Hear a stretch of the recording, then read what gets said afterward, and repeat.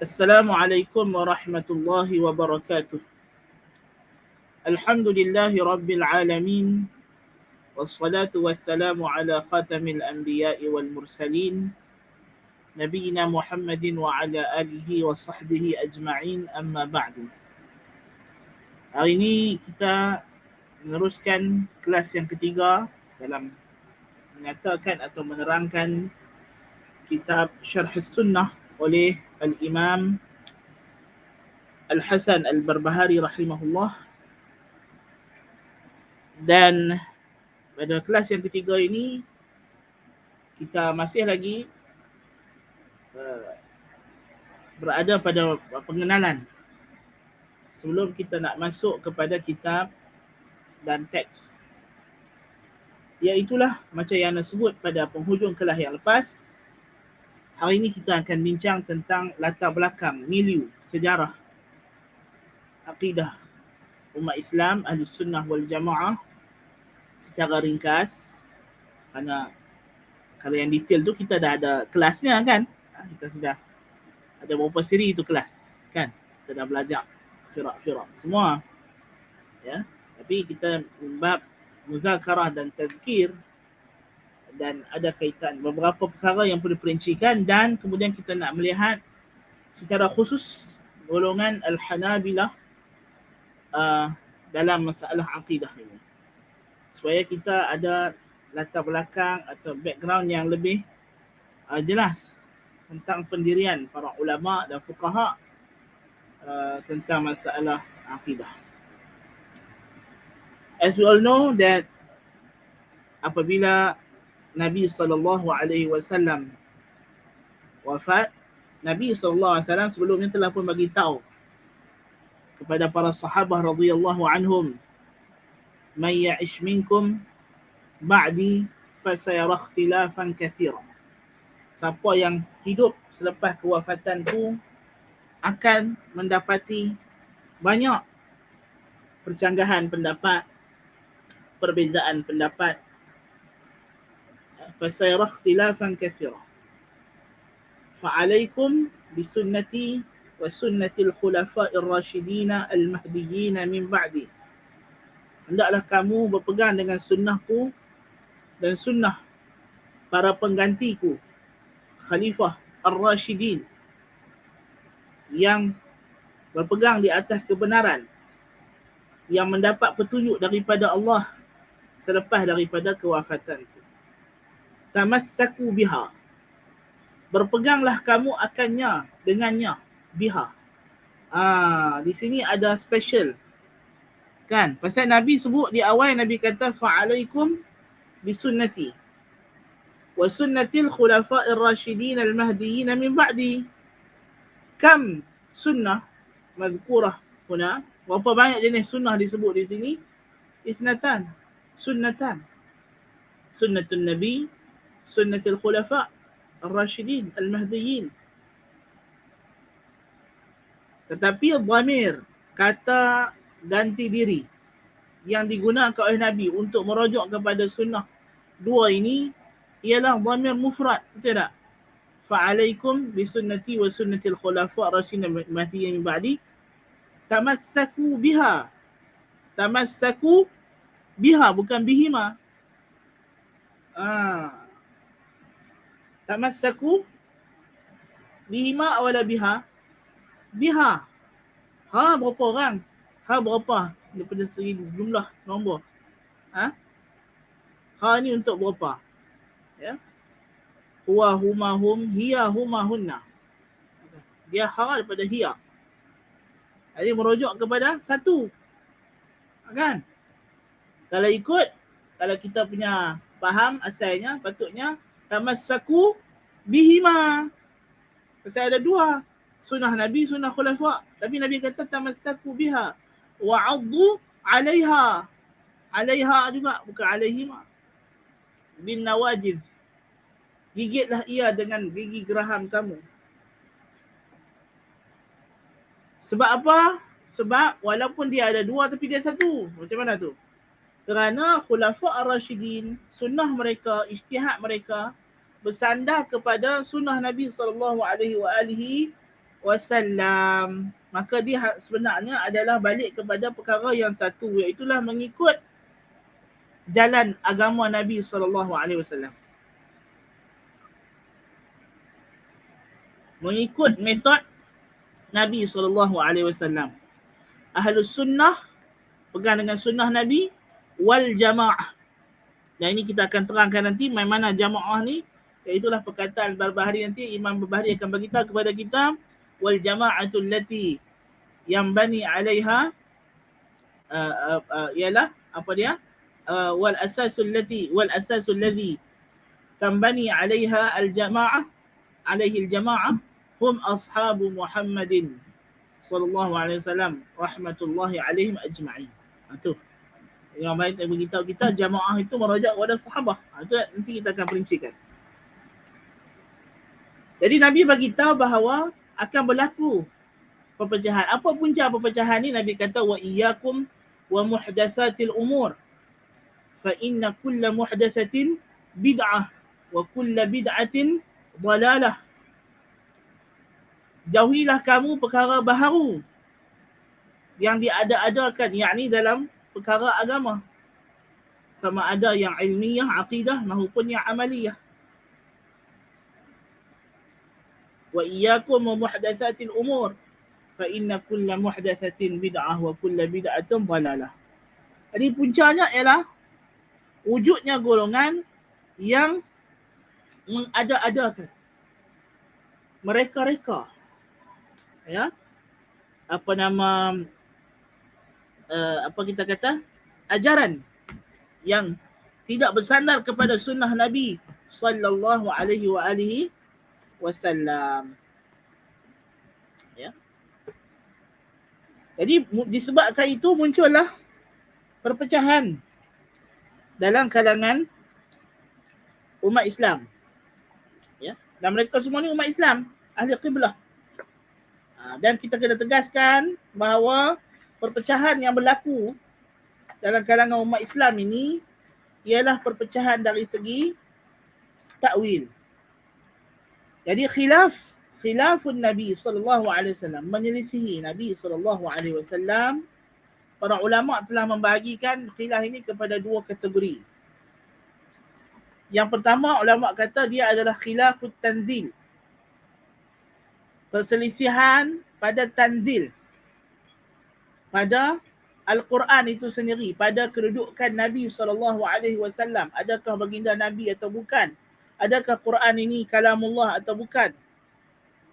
Yang ini khilaf di antara Nabi dengan orang kafir. Siapa yang menyelisihi Nabi pada perkara ini, dia bukan umat Nabi, umat ijabah. Bukan daripada kalangan orang Islam lah. Terkeluar bukan daripada ahli qiblah. Orang yang menyelisihi Nabi pada tanzil. Kan? Dia kata Nabi, bukan Nabi masalahnya. Atau Nabi ni hanya untuk orang Arab. Yang ni jelas-jelas menyelisihi nas sarih. Ya, menyelisihi nas sarih. Tak mau percaya malaikat tak ada. Tak mau percaya hari kiamat. Hari kiamat tidak ada. Boleh saja sebuah selain Allah Ta'ala. Na'udzubillah min zalik. Yang ni dia panggil khilafut tanzil, yang mengeluarkan seseorang daripada kategori ahli qiblah, orang Islam. Dan kita ada satu lagi bentuk khilaf, namanya khilafut ta'wil. Khilaf at-ta'wil. Khilaf pada interpretasi, interpretation. Khilaf pada kefahaman, memahami. Bukan pada nas, bukan pada teks, tetapi pada konteks. Ya, dan inilah khilaf yang berlaku antara umat sesama umat Islam. Ya, sama umat Islam di kalangan ahli sunnah wal jamaah dengan ahlul bid'ah wal dhalalah. Khilaf itu hanyalah pada takwil, pada kepahaman. Mereka bersatu pada tanzil. Ya. Sebab itulah kalau kita kata ada akidah, maksudnya antara Asy'ariyah, Maturidiyah, Salafiyah, Mu'tazilah, Khawarij, Ibadiyah, Syiah, ya, Syiah secara umum, bukannya mesti Rafidah, Syiah. Boleh tak mereka ni ada titik temu yang besar? Kita kata mereka tidak menyelisihi pada tanzil dari sudut kesemua mereka mengaku la ilaha illallah Muhammadur Rasulullah, mengaku rukun iman yang 6, mengaku rukun Islam yang 5. Yang ni tidak ada khilaf di kalangan mereka. Sebab tu mereka umat Islam, ahli qiblah. Ya, mereka percaya bahawa tidak ada sembahan yang hak kecuali Allah. Ya, mereka percaya Muhammad Rasulullah penutup sekalian Nabi, Rasul kepada semua manusia dan jin. Mereka percaya Al-Quran, kalamullah, ucapan Allah Ta'ala. Ya, mereka percaya kepada malaikat, percaya kepada hari akhirat, percaya kepada bahawa alam ini ditakbir, dicipta oleh Allah Subhanahu Wa Ta'ala, qada dan qadar. Khilaf itu pada perkara yang detail, perincian. See? Sebab itu mereka ini menjadi, kalau mereka salah dalam perkara besar ini, mereka dihukum ahli bid'ah wa dhalalah, bukan ahli kufri wa zandaqah. Mereka adalah ahli bid'ah wa dhalalah, orang ahli bid'ah yang menyelisih sunnah dan menyimpang daripada yang benar, yang tepat. Ya. Jadi ini kita kena faham betul-betul. Ya, faham betul-betul. Tapi dia kata macam mana Nabi SAW kata, wa inna hadhihi al-ummah sataftariqu ila 73 millah kulluha fi an-nar illa wahidah ala wa hiya al-jama'ah. Umat ini akan pecah kepada 73 puak agama. Semuanya dalam neraka kecuali satu, iaitu al-jama'ah. Apa makna? Makna di sini ialah ancaman, wa'id. Bukan hukum pada individu. Bukan hukum pada individu. Dia hukum ancaman bagi siapa yang menyelisihi. Macam juga Nabi SAW kata, la yadkhulul jannata namam. Tak masuk syurga orang yang mengadu domba. Maknanya memang orang mengadu domba ni kekal neraka ke? Ada, bukan macam tu. Itu ancaman keras. Ya. Itu kita akan datang pada bab dia, kita akan terang macam mana nak faham. Okey? Tapi ni kaedah. Jadi kita nak bagi tahu bahawa golongan-golongan aliran-aliran dalam Islam ini, ya, ahli kalam, ahli sunnah, mereka ni semua umat Islam, ahlul qiblati, ahlul Islam, ahlul iman, ahlul millah. Ya, mereka semua adalah orang yang beriman dengan Allah, membenarkan Allah, membenarkan Rasul sallallahu alaihi wasallam, mendirikan salat 5 waktu, menghadap kiblat, man shalla salatana wastaqbala qiblatana wa akala dhabihatana fahuwa minna. Siapa yang sembahyang macam salat kita, kata Nabi, menghadap kiblat kita, makan sembelihan kita, maka dia adalah daripada kita. Itu babit dia. Kan? Jangan duk petikai lah. Kan? Ahli sunnah, salafi, apa semua ni. Mereka juga umat Islam. Tak patut orang Islam menuduh orang Islam lain dengan tuduhan-tuduhan liar. Buat fitnah kepada saudara se-Islam sendiri. Ini adalah kesalahan yang besar. Walaupun awak itu ada jawatan mufti, tok lebay negara ke apa ke, awak bermusuh dengan dia, awak anggap dia orang sesat, Wahabi ni sesat ke pada pandangan awak. Tapi awak tak boleh kata dekat dia missionary Kristian lah, apalah semua. Dia orang Islam. Kecuali kalau you ada bukti kukuh, main bukti. Adapun main tuduh cakap lepas, hang mufti pun boleh kena hukum dengan Tuhan juga. Kan? Bukan makna bila hang mufti malaikat tak tanya dalam kubur. Silap-silap soalan lagi berat. Kan? Bukan makna bila hang mufti hang lepas timbangan tak payah lintas sirat. Tak, silap-silap lagi berat. Bahkan lebih berat. Mufti ni adalah al-muwaqi' anillah, yang menandatangan bagi pihak Allah. Jadi dia bercakap benda yang tak betul atas nama Allah Ta'ala, ini dosa yang sangat besar. Falyattaqillah. Maka orang yang ada jawatan-jawatan macam ni, dia kena takwa kepada Allah Ta'ala. Ya? Dalam membuat tuduhan yang liar kepada saudara se-Islam. Kita tak setuju, kita jawab secara ilmiah. Kita rad. Kita bantah. Bergaduhlah. Salafi nak bergaduh dengan Asy'ariyah, Asy'ariyah nak bergaduh dengan Maturidiyah, nak bergaduh dengan Mu'tazilah. Bergaduhlah daripada pagi sampai malam, sampai siang pun tak ada masalah. As long as pergaduhan itu tidak membawa kepada keruntuhan tembok benteng besar umat Islam. Ya? Dan memang kita kena mencari kebenaran dengan tata cara, adab dan jalan yang Nabi SAW telah jelaskan. Ya? Mesti kena cari. Kita tak boleh duduk selesa. Kena cari mana yang betul. Mesti salah satu saja yang betul. Tak boleh kita kata Asy'ariyah pun betul, Maturidiyah pun betul, Salafi tak boleh lah. Mesti satu saja yang betul. Kan? Dan kita kena mencari. Dan bila kita dah dapat yang betul, kita kena pertahankan. Tetapi dengan cara yang hak. Kita kena mempertahankan yang hak bil haqqi lil haqqi. Betul tak? Kita dah ambil lah. Ikhlas apa dia? Ikhlas itu ialah al-haq, apa nama, al-qiyamu bil haqqi lil haqqi. Bil haqqi. Mempertahankan kebenaran kerana kebenaran dengan cara yang benar. Itu baru betul. Bukan dengan cara yang jahat. Bukan dengan cara yang salah. Cara yang biadab. Cara yang boleh memporak-perandakan lagi umat Islam. Yang mana kadang-kadang kita ni akan jadi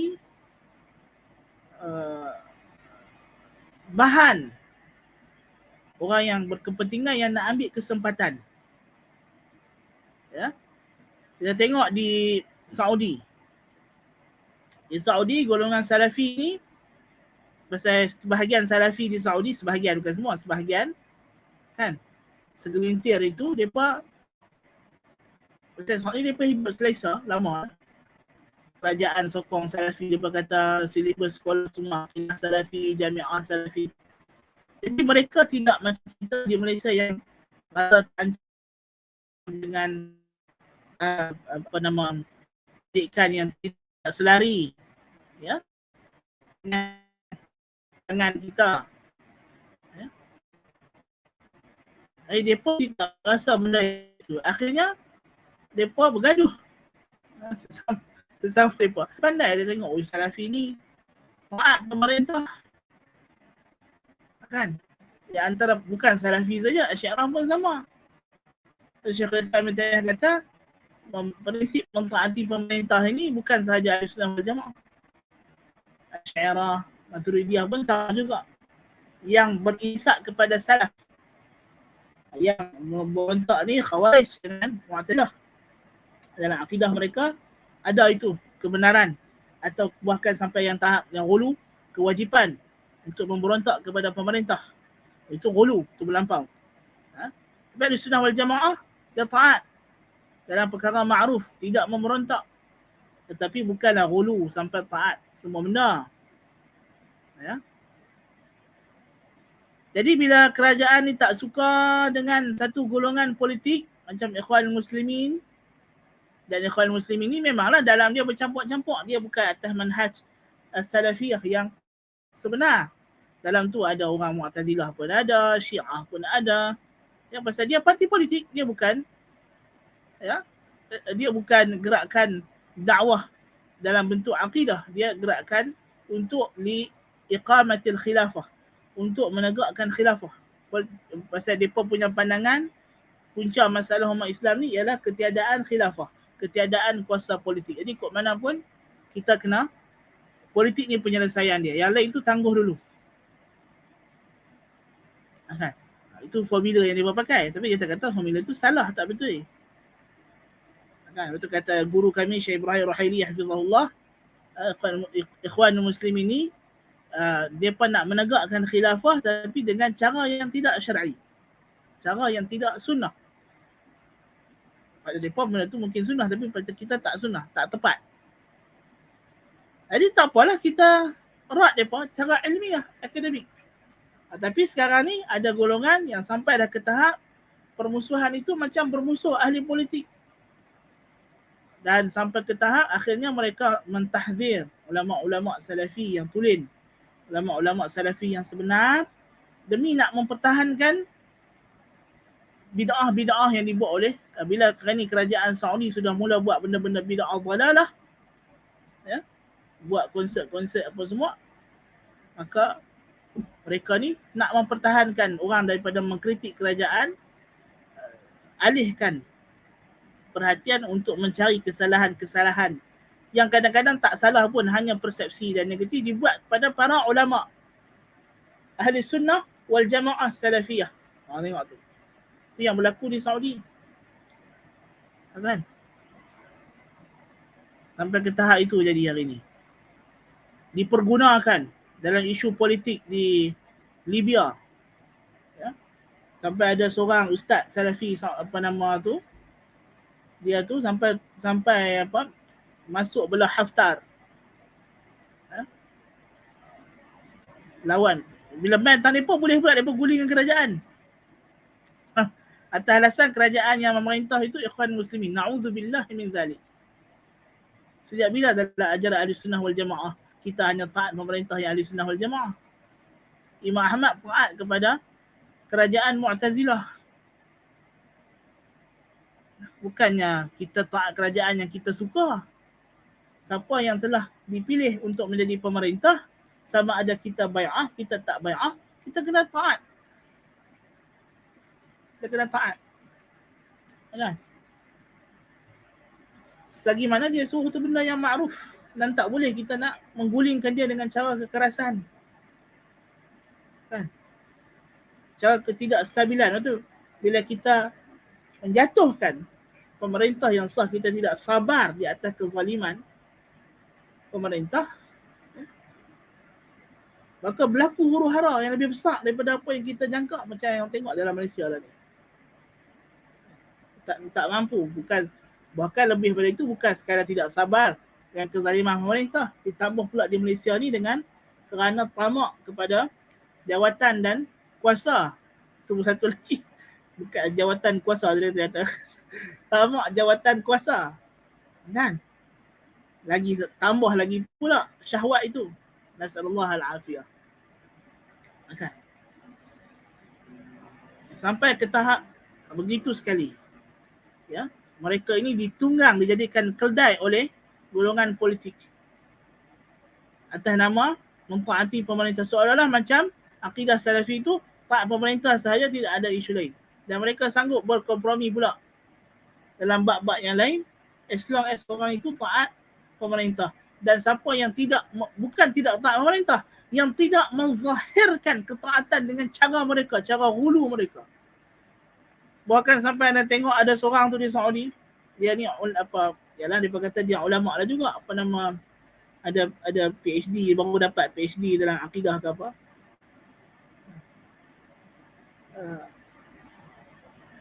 Dia seronok bola Saudi menang. Dia orang kata apa, dia ulama Saudi kan ada fatwa lain, ada imah. World Cup tu kan haram. Kan? Jadi kau satu orang yang ada PhD dalam akidah, kau menzahirkan gembira benda tu maksiat. Kan apa ni? Dia jawab, dia kata ini ketaatan kepada kerajaan, walak kepada pemerintah. La ilaha illallah. Sejak bila kita menzahirkan walak kepada pemerintah dengan bergembira dengan benda maksiat yang mereka buat? Tapi itu orang yang diangkat sekarang ni, tokoh-tokoh salafi yang kalau kita kritik macam ni, dia kata kita ni bukan salafi lah, kita ni hizbi, kita ni haraki, kita ni terpengaruh dengan ikhwan muslimin, kita ni terpengaruh dengan pemikiran Syekh Qutb. Mudah cakap gitu. Cakap tanpa bukti memanglah, siapa boleh cakap. Tengok ceramah ahli politik sampai berjam-jam, memanglah cakap. Kan? Boleh buat press conference setiap hari. Mak korang pasal apa? main naratif persepsi. Bukannya fakta. Fakta tu ada, tapi dia main persepsi. Waktu fakta satu hal. Kan kita kalau orang yang belajar sains, tapi di Malaysia ni kita diajak menggunakan sains, you see. Kita tak diajak berfikir secara saintifik. Dia ada beza tu. Ya. So kita belajar STEM, kan? Cara nak buat robot, cara ni, itu normal, itu semua orang. Itu tak menjadikan awak saintis. Pengetahuan you boleh guna, you boleh pakai sains, alatan yang dicipta oleh sains, itu belum tentu awak tu saintis. Kan kita satu orang belajar jadi doktor, jadi dia pandai guna alat stetoskop apa semua, dia pandai guna, dia pandai rawat orang, dia tahu rak saraf orang apa semua. Adakah itu menjadikan dia saintis? Belum tentu. Belum tentu. Kan? Selagi mana dia tidak mendalami falsafah sains, cara berfikir, dan dia faham sains tu apa benda. Kan? Itu kita tengok kadang-kadang orang yang mengaji sains ni, kita tak kata dia saintis. Yang belajar sains, yang masuk dalam bidang sains, nak panggil saintis tak betul lah. Ya. Dia ta'assub kepada sains. Dia tak tahu hakikat sains tu apa. Apakah sifat dia? Adakah dia bersifat qat'i, dhanni? Tak tahu. Kan? Ini mereka disuap, diajak di universiti, mereka macam orang mengaji mazhab taklid lah, kita panggil. Lebih kurang itulah. Majoriti kita ni, hak mengaji sains ni, kita ni muqallid. Dia bukan mujtahid ataupun muhaqqiq dah, bukan. Kan? Dia tak macam di barat kan, saintis-saintis mereka tu mencapai tahap mujtahid, muhaqqiq kan. Kita ni macam ustaz-ustaz taklid, sama saja. Di Malaysia ni golongan agamawan ke, golongan sains ke, sama aja. Cara fikir, cara apa metod tu sama. Kan? Kalau dalam kalangan agamawan kita tengok hak duk cakap khurafat, merapu, taklid buta, sama juga. Hak ngaji sains di Malaysia ni pun kebanyakannya atau sebahagiannya, tak kita kebanyakan dah lah, tapi sebahagian itu kita tengok taklid je. Dan dia pun percaya bulat-bulat, telan bulat-bulat gitu je. Kalau kita suruh dia huraikan scientific method tu pun dia belum tentu dia faham. Tak faham apa. Kan? Kalau suruh tulis tesis pun mungkin, bukan suruh tulis tesis apa, tulis cara nak buat tesis pun mungkin dia tak tahu. Dia tak ada scientific thinking punya proses, dia tak tahu. Bahawa sains tu dibina daripada tekaan, daripada anggaran, bukannya daripada semata-mata tengok benda depan mata betul buat, bukan macam itu. Itu pahaman kuno lama dah. Kita sekarang dah melepasi zaman pasca Thomas Kuhn. Ya. Sains tu dilihat menerusi, bahkan kita sudah melepasi pasca Foucault, Michel Foucault, ya. Dengan epistemenya, dengan itu benda yang cerita sains tak dah. Cerita apa tadi lupa dah. Dia bila main tentang sains ni dia jadi apa nama? Lebih sikit ekstra, kan? Jadi fana. Jadi fana, kan? Nak cerita kata ya, membuat persepsi negatif terhadap para ulama, terhadap para orang yang ahli sunnah wal jamaah, sama ahli jamaah, bersama bergaduh gitu kerana diperalatkan, dipergunakan. Dia sanggup. Jadi itu adalah cara pemikiran. Dia berkata Syekh Utsaimin ni kelas dia 14 tahun duk ajak benda yang sama aja. Padahal Syekh Utsaimin kalau kita pergi dekat channel YouTube dia, subhanallah, macam-macam kelas, macam-macam kitab dia syarah. Yang bernamij Muhimmatul Ilm tu memanglah itu cara dia untuk taksis dan tarsikh. Jadi Syekh tu dia ada macam-macam bernamij, macam-macam bentuk program. Dia ada Muhimmatul Ilm, dia ada Usulul Ilm, ya? Macam-macam program dia ada. Jadi kau duk pergi tuduh dia tak mengajak benda lain. Jadi dia ni tak bercakap pun pasal apa nama orang yang lawan kerajaan, dia tak pernah cakap. Dia nak Syekh Utsaimin tu jadi macam ahli politik tu. Syekh Utsaimin pesan dekat kami tu, dia kata ulama ni tak boleh jadi boneka kepada dua golongan. Yang pertama golongan pemerintah, yang kedua golongan rakyat. Kita jangan jadi macam ulama ahli politik pula. Hanya setengah-setengah ulama Ikhwanul Muslimin, dia pun jadi boneka rakyat pula. Dalam rangka dia nak dapat populariti dengan rakyat, dia lawan pemerintah, dia apa semua. Tapi benda tu tak betul. Dia sanggup keluarkan fatwa-fatwa yang memuaskan orang ramai.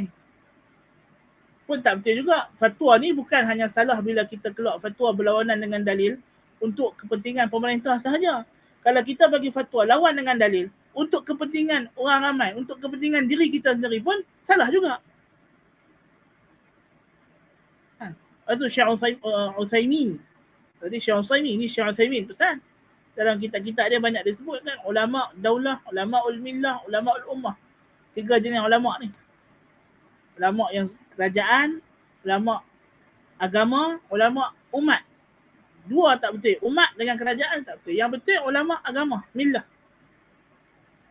Okay. Okay. So, apa tadi? Nak cerita kata,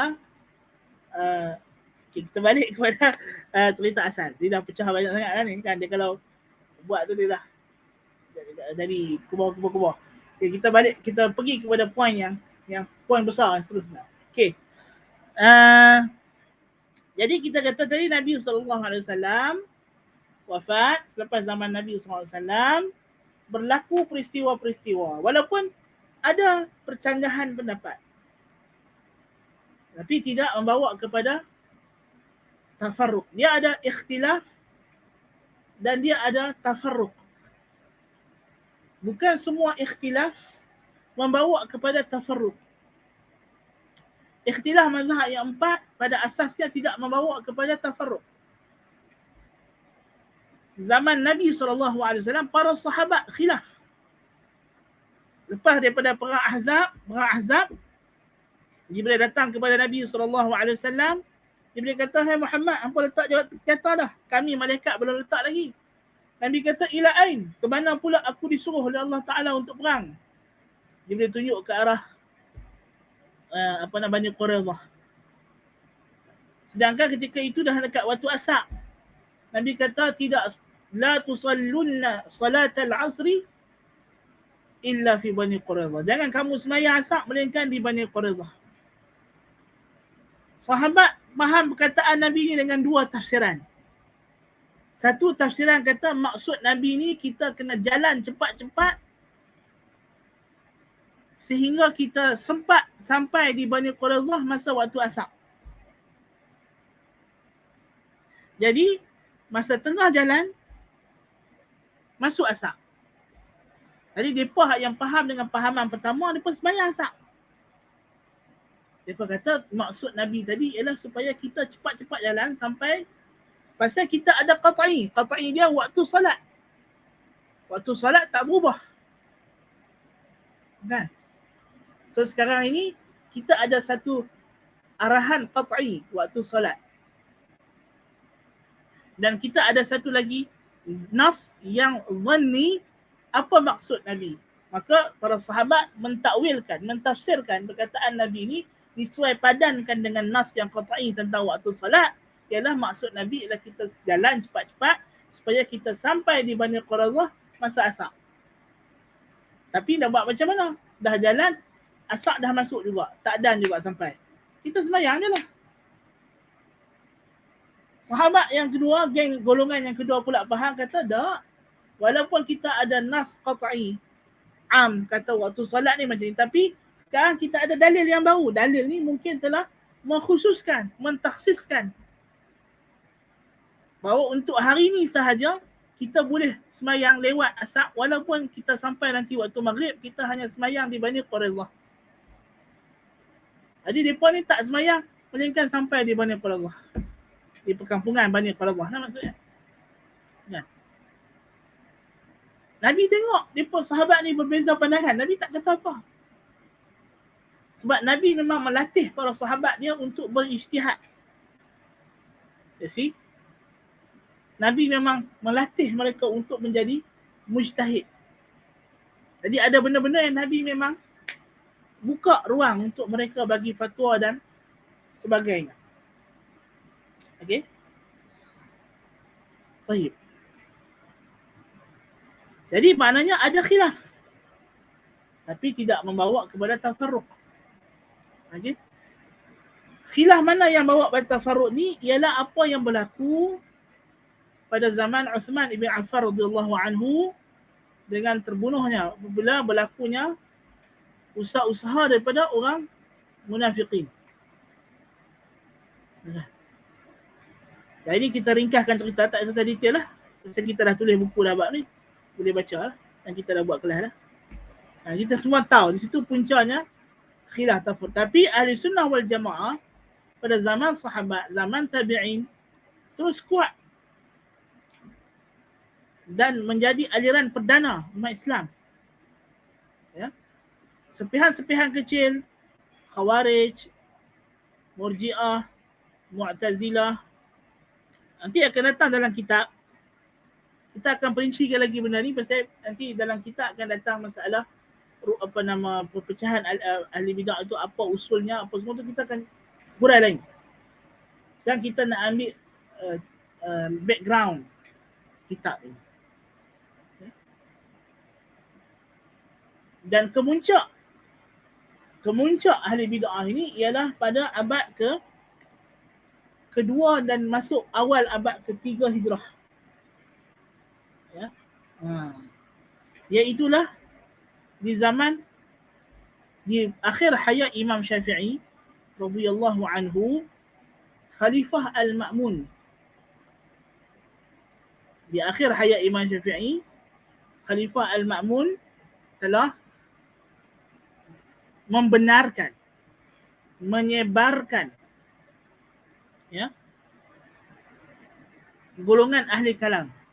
Diberi kebebasan ahli kalam daripada kalangan Murji'ah, Jahmiyah, dikepalai oleh Bishr Al-Marisi. Bishr Al-Marisi ni kawan Imam Syafi'i.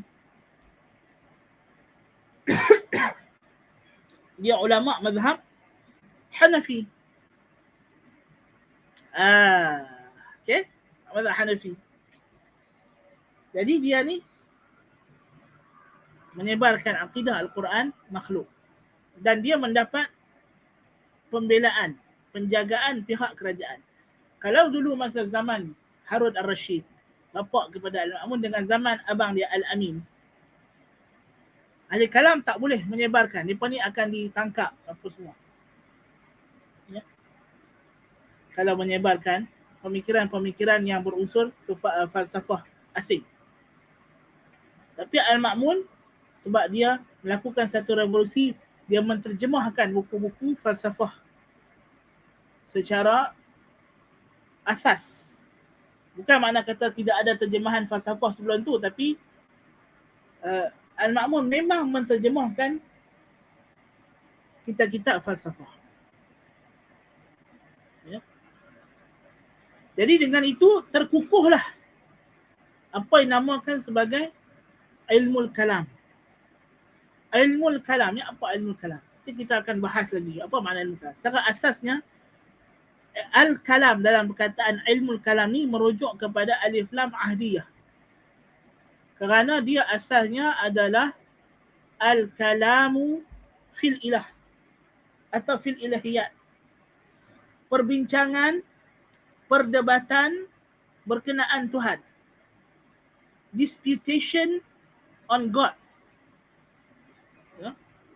Itulah perbincangan, disputation, perbalahan antara dua pihak berbincang tentang Tuhan. Itu makna al-kalam. Pada asalnya dia adalah al-kalam fil ilah. Disingkatkan jadi al-kalam. Ini yang rajih pada pandangan saya lah. Ya. Maka disebut ilmu kalam. Asalnya adalah ilmu kalam fil ilahiyat. Satu cabang pengetahuan seni bercakap, berdebat tentang Tuhan. Isu-isu yang berkaitan dengan ketuhanan, teologi. Dan disebut dalam bahasa Inggeris sebagai speculative theology. dan diringkaskan menjadi teologi. Tapi teologi itu sebenarnya ada dua. Orang putih dia ada dua, orang Kristian dia ada systematic teologi dengan spekulatif teologi. Spekulatif teologi ialah ilmu kalam. Okey. Jadi ilmu kalam dia ialah spekulatif teologi. Maksudnya perbincangan tentang Tuhan dengan berpaksikan kepada reasoning. Ya. Berpaksikan kepada logika akal. Ya. Sebab itu Ibn Taymiyah rahimahullahu ta'ala menjelaskan kepada kita masalah ini. Dia kata, wassalaf lam yadhummu jinsal kalam fa inna kulla adamiyyin yatakallam wala dhammu al-istidlal wal nadhara wal jadal alladhi amara Allah bihi rasulah wal istidlal bima bayyanahu Allah wa rasuluh bal wala dhammu kalaman huwa haqqun بل ذم الكلام الباطل وهو المخالف للكتاب والسنة وهو المخالف للعقل أيضا فالكلام الذي ذمه السلف هو الكلام الباطل وهو المخالف للشرع والعقل dalam مجموع الفتاوى jilid ke-13 muka surat 147-48 bagi yang cetakkan asal. Dia kata ulama salaf tidak mencela keseluruhan bentuk kalam. Perbincangan tentang Tuhan berdasarkan logik ini bukan salah cela total. Kerana semua manusia itu dia bercakap, dia berargumentasi. Kata kalam di sini ialah argumentating, berargumentasi. Semua manusia dia berdebat, berjidal, berfikir dan bercakap. Dan ulama salaf tidak mencela penggunaan dalil dan penelitian dan jidal yang diperintahkan oleh Allah akannya Rasulnya. Rasul disuruh berjidal kepada Allah Ta'ala. Ya, Rasul disuruh berjidal dengan orang musyrikin, orang munafiqin, dengan orang ahli kitab. Wala tujadilu ahlal kitabi illa billati hiya ahsan. Tuhan suruh guna hujah-hujah yang terbaik untuk berdebat dengan ahli kitab. Ud'u ila sabili rabbika bil hikmati wal mau'izatil hasanah wajadilhum billati hiya ahsan. Kan? Dan beristidlal menggunakan dalil dengan apa yang diterangkan oleh Allah dan Rasulnya. Tidak salah yang itu. Bahkan mereka tidak mencela kalam yang hak. Perbincangan tentang Tuhan, tentang akidah, tentang Rasul, tentang apa yang hak.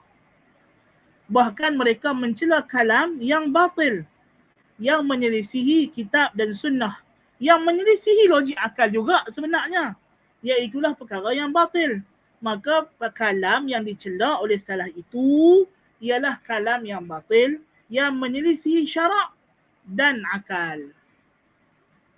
Kalam tu dia kata bukan sahaja menyelisihi syarak, akal pun tak kena.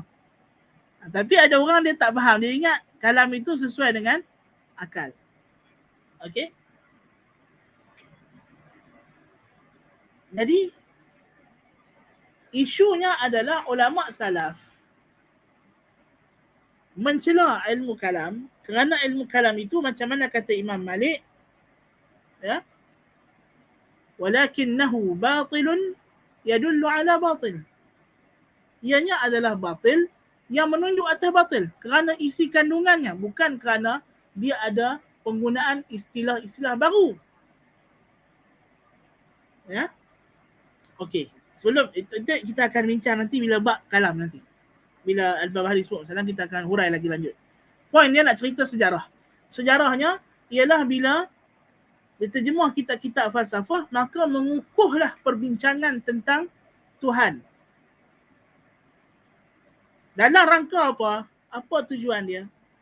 Ialah untuk menjawab syubhah. Okey. Kita dapati golongan Kristian begitu berusaha untuk memasukkan syubhah dalam kalangan umat Islam. Dan kita dapati pada zaman Bani Umayyah kita ada John of Damascus, John Damaski. Ya. Ini pun kita dah bincang dalam nota. Siapa yang simpan lagi nota? Mungkin dalam store ke, dalam para ke, carilah balik. Gabuhlah habuk-habuk tu pada nota. Ya. kalau tu dakwat tu dah kelabu, ikut balik dengan pensil lah. Kita dah belajar dah ada nota kan. Ingat lagi nama John Damaski? Kan? Siapa ingat lagi? Siapa yang ikut kelas dululah, kelas apa nama? Firak dulu. Kan? Harap tak lupa nama John Damaski ni, kita cerita dah dia siapa, apa semua, apa kedudukan dia, si orang Kristian, dia ni wali, tangan potong tumbuh balik, apa semua cerita dia lah. Tapi John Damaski ni yang penting dengan kita orang Islam ialah dia ni ulama kalam Kristian yang menulis banyak buku untuk rad orang Islam dan cara-cara untuk membantah orang Islam. Jadi berlakulah perdebatan, jidal dan sebagainya. Okey. Dan Kristian semenjak daripada awal, sejak daripada zaman Bizantah, ya, mereka telah menggunakan falsafah Neoplatonism. Aristotelian ini kemudiannya dibawa oleh oleh Augustine. Okey. Tapi sebelum itu mereka terkenal dengan fahaman Neoplatonism. Mereka banyak menggunakan falsafah. Mereka kata filosofi is the handmaiden of religion. Membantu. Sebab kita tahu bahawa akidah mereka tak masuk akal, betul tak? Jadi mereka cuba nak mencari-cari kalau ada orang yang dianggap sebagai pemikir, orang yang dianggap sebagai logik, yang boleh memberikan logik kepada akidah mereka Trinity yang tak masuk akal. Jadi, mereka gunakan falsafah Neoplatonism. Jadi, di situ ada keperluan daripada ulama Islam untuk bercakap dan membantah. Tetapi, mereka ni bukan, walaupun begitu, tapi syubhat-syubhat itu banyak disebarkan oleh John of Damascus kepada orang Kristian untuk menjaga orang Kristian daripada murtad, daripada masuk Islam lah maksudnya. Dia nak jaga, dia bukan nak sebar syubhat tu pada zaman Bani Umayyah. See the context ya. So kena faham. Dalam Bani Umayyah tu John Damascus dia bismillah. Kita tak dengar di sana ada perdebatan di antara dia dengan mana-mana ulama. So pada naratif mana, ya, John Damascus ni walaupun kita dapati dia ada banyak buku yang rad orang Islam, tapi kita tak pernah dengar dalam sejarah Islam ada perdebatan antara dia. Betul tak? So apa guna buku ni? Fahaman ialah dia ni tujuan dia adalah untuk dia tulis buku ni bukan untuk lawan orang Islam, tapi untuk menjaga orang Kristian daripada terkena syubhah dan keluar daripada agama Kristian. Syubhat agama dia lah kan. Tapi kita kebenaran lah. So that apa yang dia buat. Jadi syubhat itu tidak meluas tersebar. Untuk ulama salaf di zaman tabi'in, mereka tidak ada hajat dan keperluan untuk melayan benda-benda ni semua. Okey. Tetapi kemudiannya di zaman Abbasiyah, kontak antara Islam dengan agama lain itu lebih kuat. Ya, dari segi perdebatan ilmiah. Ya. Dan ini terutamanya pada zaman Al-Ma'mun. Bahkan bukan sekadar antara Islam dengan, bahkan Islam juga telah pergi masuk menawan India, benua India. Ya, dia bertemu pula dengan ahli-ahli falsafah India.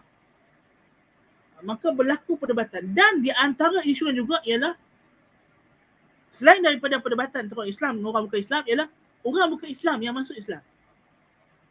Dan mereka ada this background ya tentang falsafah ini semua. Jadi mereka cuba nak bawa masuk benda ni. You see? Dalam Islam, jadi semakin hari keperluan itu semakin besar untuk menjelaskan syubhat. Syubhat itu makin lama makin banyak. Ya. Maksudnya tidak sama keperluan kepada perbincangan secara logik akal di zaman salaf, di zaman tabi'in, zaman sahabat tabi'in, tidak sama dengan keperluan datang belakang. Walaupun kita tahu para sahabat tabi'in ada kontak dengan orang bukan Islam, ada kontak dengan ahli falsafah. Ya. Tetapi mereka tidak perlu, kerana nurun nubuwah kuat pada masa itu. Ini di antara benda yang kita kena ambil kira. Cahaya kenabian masih kuat. Jadi bila orang masuk Islam, orang menyerah diri, orang terima, orang nampak. Ya. Berbanding dengan bila masuk pada penghujung ataupun penghujung abad kedua Hijrah, masuk abad ketiga Hijrah, ya, zaman Imam Ahmad, semakin banyak penggunaan jidal akli. Ya, walaupun kita dari segi rekod, tentulah orang pertama yang mula menimbulkan logical disputation on God ini ialah Ja'ad ibn Dirham. Ja'ad ibn Dirham dia berguru dengan Wahab ibn Munabbih. Dia sering datang tanya untuk guru dia, kenapa Tuhan kata gini. Dan Syekhul Islam Ibn Taimiyah kata Ja'ad ibn Dirham bersedia mengambil agama daripada ahli falsafah. Dia banyak kontak dengan ahli falsafah Harran, Sabi'ah. Dan Sabi'ah akidah mereka adalah Neoplatonism. Ya.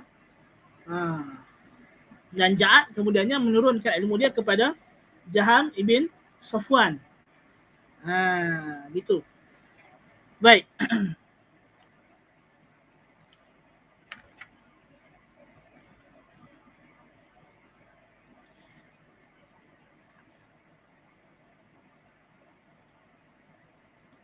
Dan Ja'ad ibn Dirham adalah orang pertama yang secara rasmi mula menimbulkan persoalan tentang ketuhanan. Dan Ja'ad bin Dirham ni bila di penghujung zaman Bani Umayyah, abad kedua. Zaman khilafah Hisham bin Abdul Malik. Adapun sebelum itu, kalau kita tengok pertikaian yang berlaku dalam kalangan umat Islam, dia melibatkan isu-isu tafsiran kepada ayat Quran. Khawarij, tidak ada bukti Khawarij yang pertama mereka ada terkesan dengan falsafah secara langsung. Jadi isunya adalah pada cara mereka faham ayat Quran. Demikian juga Murji'ah kemudian yang muncul. Kemudian munculnya Mu'tazilah yang awal. Ya, sebab itu Imam Ahmad Ibn Taimiyah kata Mu'tazilah yang awal lam yakunu Jahmiyah. Mereka bukan Jahmiyah. Ibn Taimiyah sebut dalam Syarh al-Asfahani. Wasil bin Atha dengan Amr bin Ubaid sendiri, mereka bukan Jahmiyah dengan, bahkan Wasil bin Atha sezaman dengan Jaham bin Safwan dan dia bergaduh, berdebat dengan Jaham bin Safwan. Jadi macam mana kita nak kata Wasil bin Atha ikut Jaham bin Safwan? Dia berdebat dengan Jaham bin Safwan adalah. Kan? Jadi Wasil bin Atha sendiri dia tidak ada kontak yang begitu kuat. Bahkan macam Ibn Qayyim sebut dalam Nuniyah, Wasil bin Atha dengan Amr belum lagi beriktikad Quran makhluk. Bahkan Wasil bin Atha sendiri pengasas Mu'tazilah sendiri, Amr bin Ubaid pengasas Mu'tazilah bersama, mereka berdua ini masih iktikad Quran kalamullah ghairu makhluk. Quran makhluk datang lepas tu zaman Imam Ahmad. Sebab itulah kita kata ahli bid'ah ni dia saling kafir mengkafir. Dia kafir untuk guru dia besar. Macam mana Asy'ariyah hari ni, Imam Abu Hasan Syarani tak pernah takwil sifat. Tapi Asy'ariyah takwil. Macam juga Mu'tazilah. Wasil bin Atha sendiri tak pernah kata Quran makhluk. Kan? Cuma Wasil bin Atha yang dikenali dia menggagaskan masalah, dia nak menjawab syubhah orang Nasrani berkenaan dengan oknum Jauhar. Ini kita akan bincang nanti secara detail dan kita dah pernah bahas dulu. Kan? Dia tidak ada isu yang ketara sebenarnya. Dia lebih kepada cara dia nak menjawab syubhah itu dengan logik akal dia sendirilah. Yang dia rasa logik. Bukan kerana dia terpengaruh dengan falsafah kemudian dia berfikir. Tak, bukan. Benda tu memang manusia berfikir. Dia kata dia fikir. Dan ulama Islam memang mencari dalil logik untuk memberikan, kerana mereka percaya dalam Al-Quran ada logik. Ini asas yang dipahami oleh semua umat Islam pada peringkat awal. Ya. Kemudian pada zaman Bani Abbasiyah ini, bila terjemahan kitab-kitab falsafah mula gencar, dan di sini ada isu yang timbul. Yang pertama, mereka yang tadi hanya menggunakan fikir-fikir sendiri sudah mula mentebeliakkan mata kepada satu bentuk penghujahan yang lebih sistematik dalam akliyat, dalam logik. Maka dia pun jumpa ilmu mantik, dia pun jumpa perbincangan falsafah tentang Tuhan, reasoning yang diberi oleh Plato, oleh Aristotle, oleh Plotinus tentang sifat Tuhan. Ya. Yang kedua ialah kewujudan rasa perlu untuk menentang kemasukan fahaman falsafah ini ke dalam pemikiran umat Islam. Ada rasa bahaya. Sebab itu berlaku gerakan besar-besaran dalam kalangan umat Islam untuk menentang ilmu mantik. Ya. Daripada peringkat awal yang dipimpin oleh Mu'tazilah. Jadi Mu'tazilah melihat ilmu mantik sebagai satu bentuk ancaman kepada akidah umat Islam. Maka ulama-ulama Mu'tazilah gencar menulis kitab untuk membantah ilmu mantik. Demikian mantik Aristotelian logic. Ya.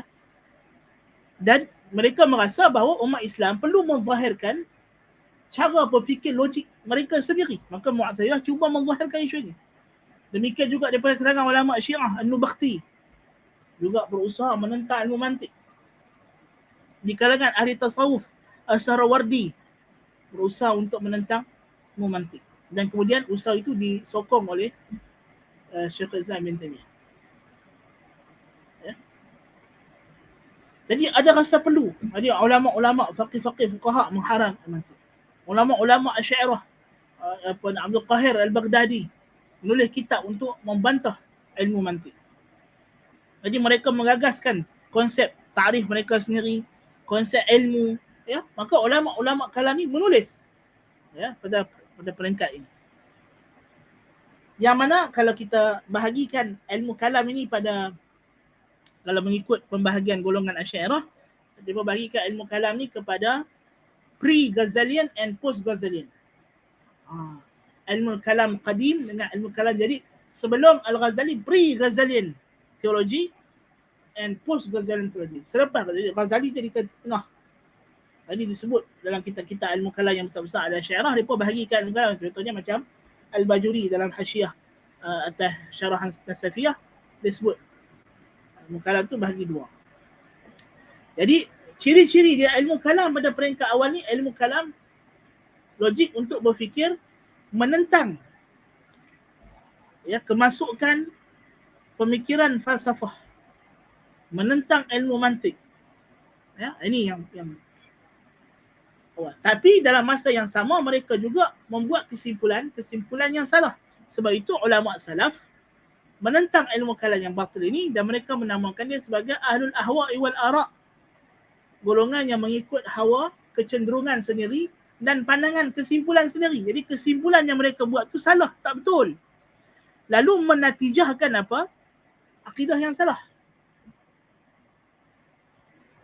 Jadi isunya sekarang mereka nak rad yang batil. Tapi mereka tidak menggunakan cara yang betul. Mereka menghasilkan kebatilan yang baharu.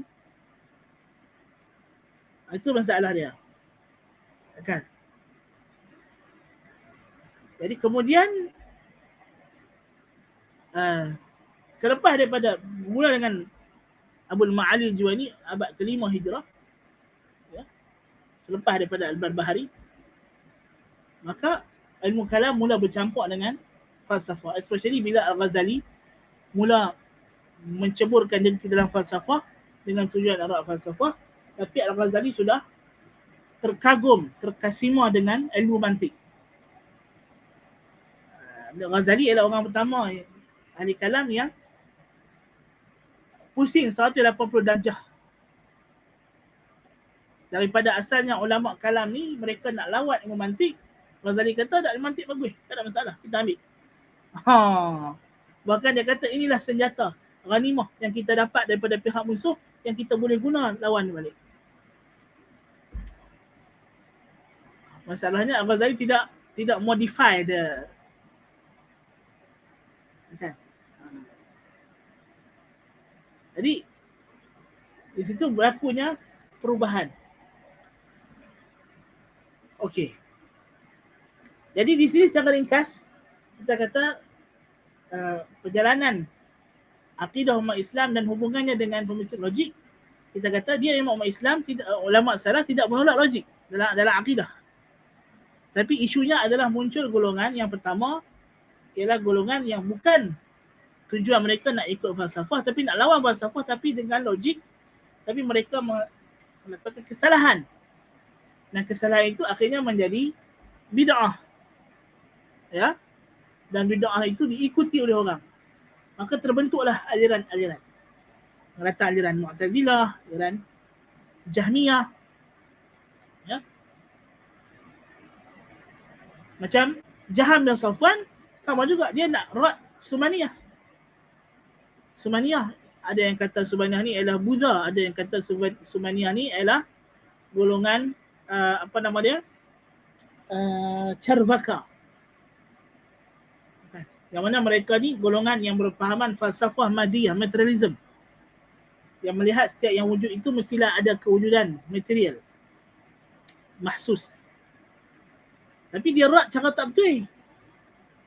Maka rad dia itu, bantahan dia itu menghasilkan satu metodologi berfikir yang salah.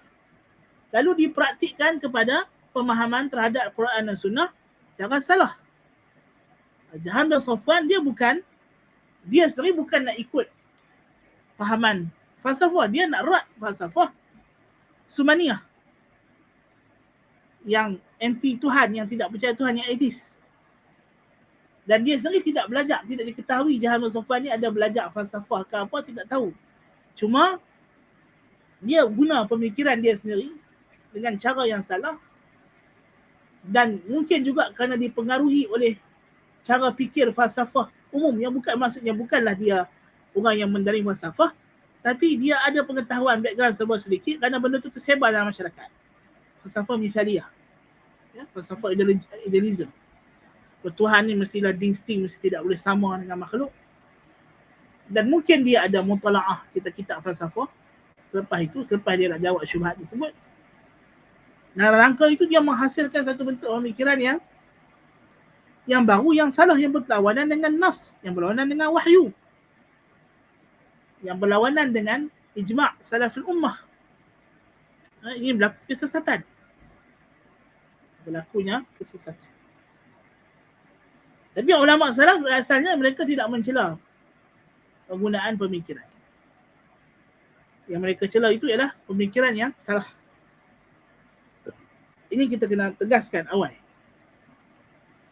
Ya. Dan selepas pada zaman Imam Ahmad, macam kita Syekh Uthaymin sebut dalam syarah Safariniyah, Imam Ahmad seorang ulama yang menguasai ilmu nakal dan akal. Lepas tu bukti dia ialah dia menjawab golongan Mu'tazilah, golongan Jahmiyah dengan dalil akli yang mantap. Dalam kitab dia Ar-Raddu 'ala Az-Zanadiqah wal Jahmiyah. Ya. Yang kita dapati anak-anak murid dia macam Ad-Darimi juga membantah golongan Jahmiyah dengan dalil akli yang kukuh, yang kuat. Menunjukkan ulama salah ada penggunaan dalil akli yang kukuh, yang mantap. Ya.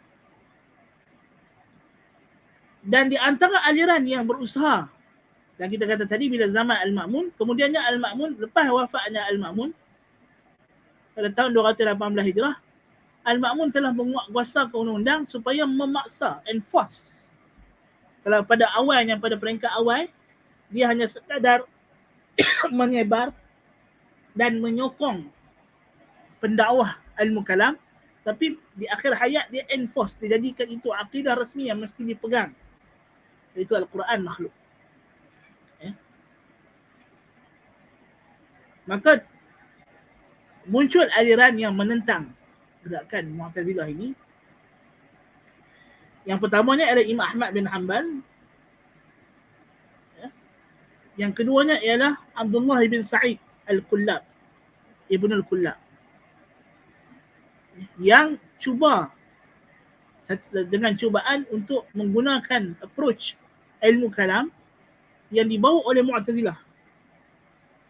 Di sini Imam Ahmad posisi dia adalah sebenarnya logik yang dipakai oleh Mu'tazilah tidak logik.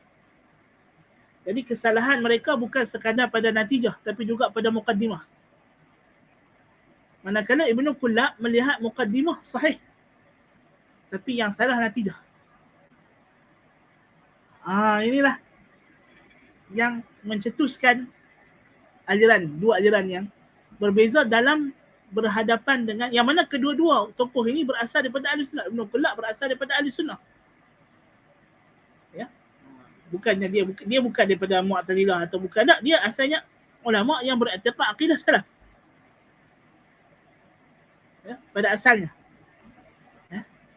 Demikian juga Imam Ahmad. Di sinilah akan berlaku pecahan dua aliran, satu jalan Athariyah, satu lagi jalan Kalamiyah yang dibawa oleh Ibnu Kullab.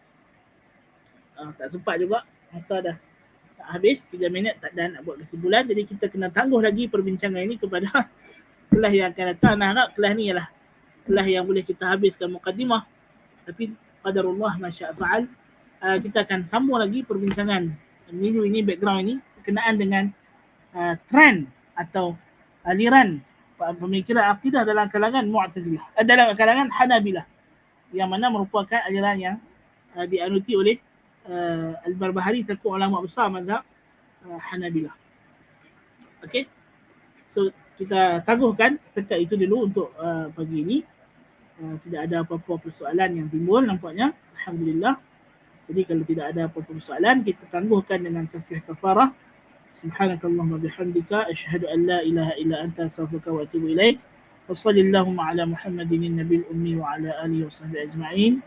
Assalamualaikum warahmatullahi wabarakatuh.